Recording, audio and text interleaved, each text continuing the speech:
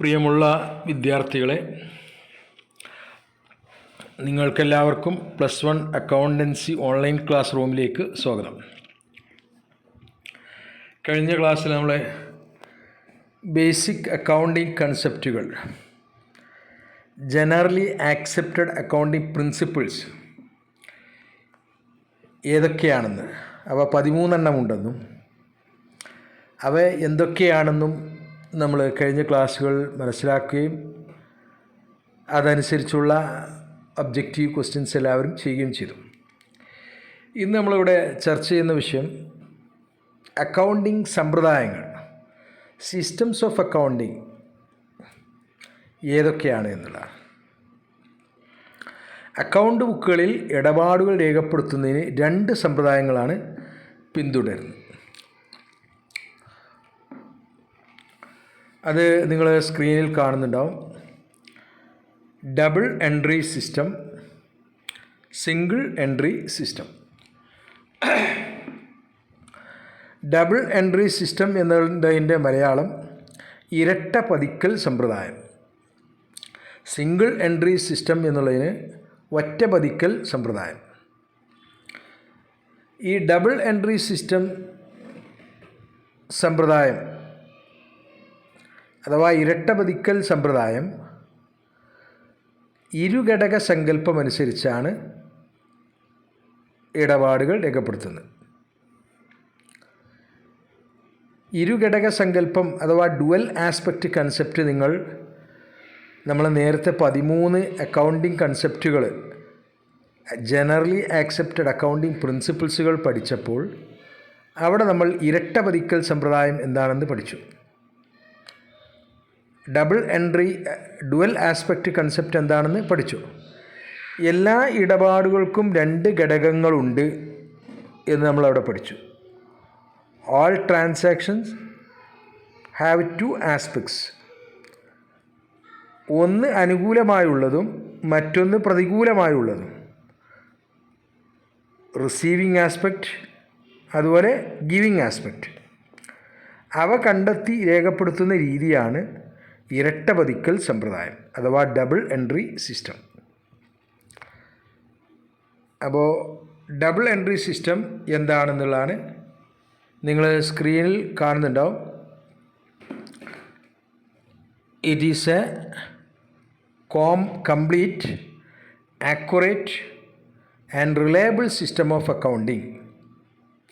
ഇത് പൂർണ്ണവും അതുപോലെ കൃത്യവും ആശ്രയിക്കാവുന്നതുമായ ഒരു അക്കൗണ്ടിംഗ് സിസ്റ്റമാണ്, അക്കൗണ്ടിംഗ് സമ്പ്രദായമാണ്. As it records both the aspects of transactions in the books of accounts. Books of അക്കൗണ്ട്സിൽ എന്ന് പറഞ്ഞാൽ കണക്ക് ബുക്കുകളിൽ ഒരു ഇടപാടിൻ്റെ 2 ആസ്പെക്റ്റുകളും എഴുതുന്നത് കൊണ്ടാണ് ഇത് പൂർണ്ണവും കൃത്യവും ആശ്രയിക്കാവുന്നതുമാണ് എന്ന് പറയുന്നത്. The principles of double entry are as follows. Double entry system പ്രകാരം, ഇരട്ട പതിക്കൽ സമ്പ്രദായ പ്രകാരം അക്കൗണ്ട് ബുക്കുകളിൽ കണക്കുകൾ രേഖപ്പെടുത്തുമ്പോൾ, ഇടപാടുകൾ എഴുതുമ്പോൾ താഴെ പറയുന്ന പ്രിൻസിപ്പിൾസുകളാണ് നമ്മളതിൽ ഫോളോ ചെയ്യുന്നത്, പിന്തുടരുന്നത്. ഒന്ന്, there are 2 aspects for every transaction. എല്ലാ ഇടപാടുകൾക്കും 2 ആസ്പെക്റ്റുകളുണ്ട്. Namely debit and credit. Debit എന്ന് പറഞ്ഞാൽ റിസീവിങ് ആസ്പെക്റ്റ്, ക്രെഡിറ്റ് പറഞ്ഞാൽ ഗിവിങ് ആസ്പെക്റ്റ്. അപ്പോൾ ഡെബിറ്റ്, ക്രെഡിറ്റ് തുടങ്ങിയ 2 ആസ്പെക്റ്റുകൾ, 2 ഘടകങ്ങൾ എല്ലാ ഇടപാടുകൾക്കും ഉണ്ട്. രണ്ടാമത്തെ, both the aspect should be recorded in the books of accounts. കണക്ക് ബുക്കിൽ 2 ഘടകങ്ങളും എഴുതണം. ഒരു ഇടപാടിൻ്റെ 2 ആസ്പെക്റ്റുകളും 2 ഘടകങ്ങളും കണക്ക് ബുക്കിൽ എഴുതണം. For every debit there must be a corresponding credit and vice versa. എന്ന് പറഞ്ഞാൽ ഓരോ ഡെബിറ്റിനും കറസ്പോണ്ടിങ് ആയ ഒരു ക്രെഡിറ്റ് ഉണ്ട്, അതുപോലെ തിരിച്ചും ഒരു ക്രെഡിറ്റിന് ഒരു ഡെബിറ്റും ഉണ്ടാകും. ഇതാണ് double entry system of accounting പറയുന്നത്.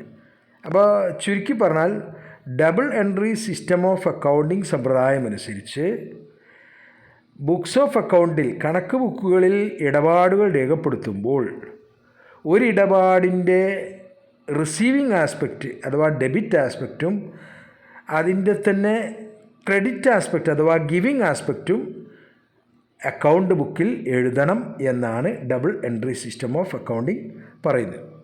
അടുത്തതായിട്ട് single entry system of accounting. Single entry system of accounting എന്നുള്ളതിന് ഒറ്റപതിക്കൽ സമ്പ്രദായം.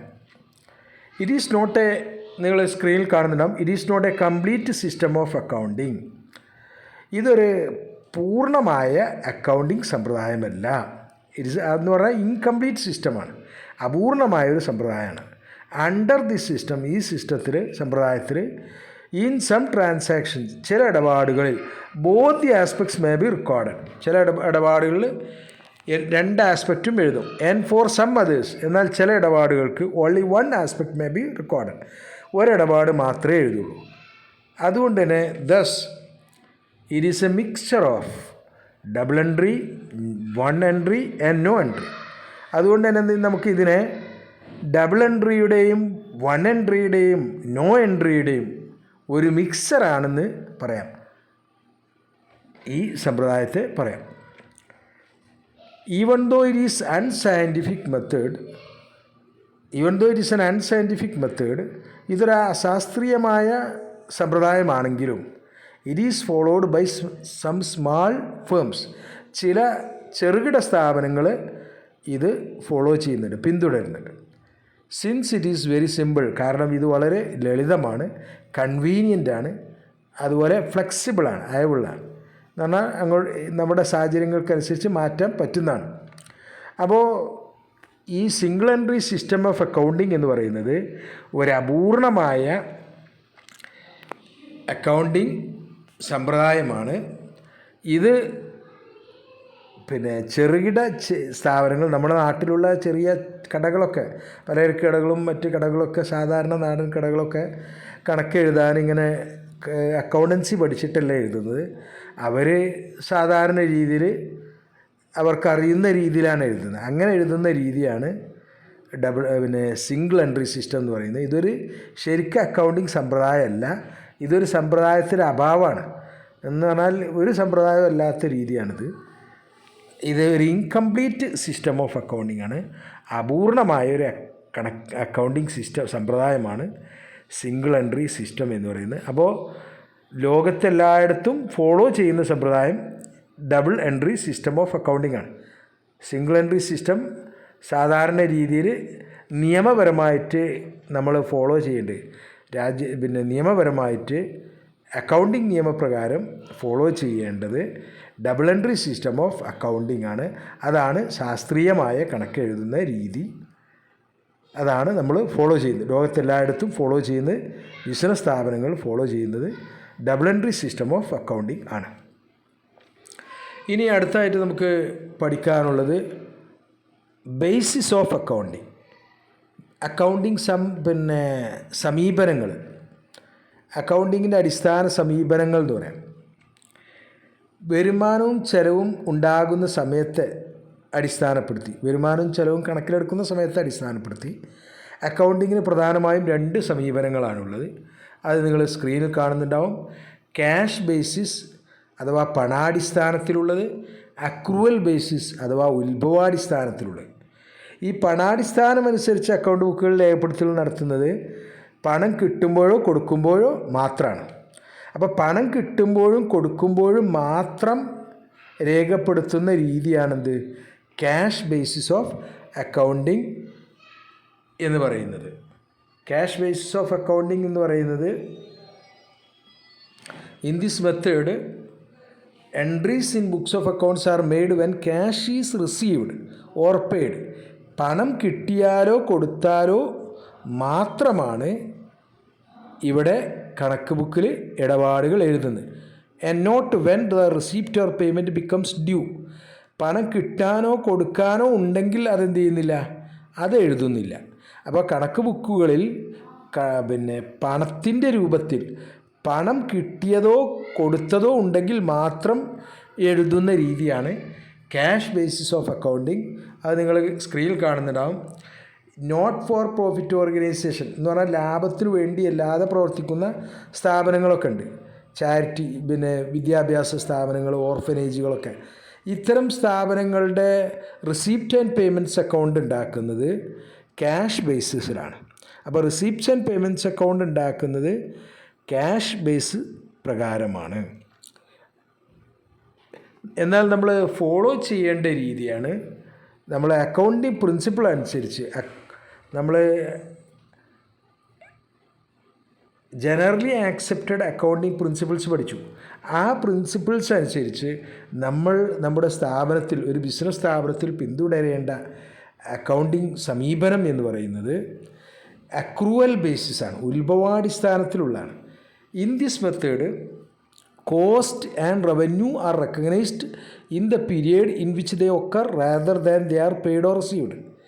അപ്പോൾ വരവും ചെലവും, recording of transaction in the same period whether paid or not എന്ന് പറഞ്ഞാൽ പിന്നെ നമ്മൾ കണക്ക് ബുക്കുകളിൽ ഇടപാടുകൾ രേഖപ്പെടുത്തുന്നത് പണം കിട്ടിയാലും കൊടുത്താലും മാത്രമല്ല, വരവോ ചെലവോ ഉണ്ടായാൽ cost and revenues are recognised. വരവോ അല്ലെങ്കിൽ ചെലവോ ഉണ്ടായാൽ, തിരിച്ചറിഞ്ഞാൽ ആ സമയത്ത് തന്നെ അതെന്ത് ചെയ്യണം, കണക്ക് ബുക്കിൽ എഴുതണം. ഇങ്ങനെ എഴുതുന്ന സമ്പ്രദായമാണ് നമ്മൾ ലോകത്തെല്ലായിടത്തും പിന്തുടരുന്നത്. ജനറലി ആക്സെപ്റ്റഡ് അക്കൗണ്ടിങ് പ്രിൻസിപ്പിൾസ് പ്രകാരം അക്രൂവൽ ബേസിസിലാണ് നമ്മൾ ഇടപാടുകൾ കണക്ക് ബുക്കിൽ എഴുതേണ്ടത്.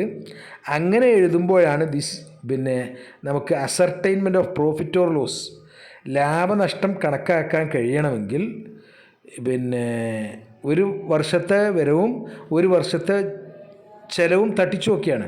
മാച്ചിങ് പ്രിൻസിപ്പിളാണ്, അതാണല്ലോ പറയുന്നത്. ഒരു വർഷത്തെ വരവും അതേ വർഷത്തെ ചെലവും തമ്മിൽ താരതമ്യപ്പെടുത്തിയിട്ട് വേണം ലാഭവും നഷ്ടവും കണക്കാക്കാൻ. അപ്പോൾ ഒരു വർഷത്തെ വരവും ചെലവും താരതമ്യപ്പെടുത്തണമെങ്കിൽ ആ വർഷമുണ്ടായ എല്ലാ വരവുകളും ചെലവുകളും ഉൾപ്പെടുത്തണം.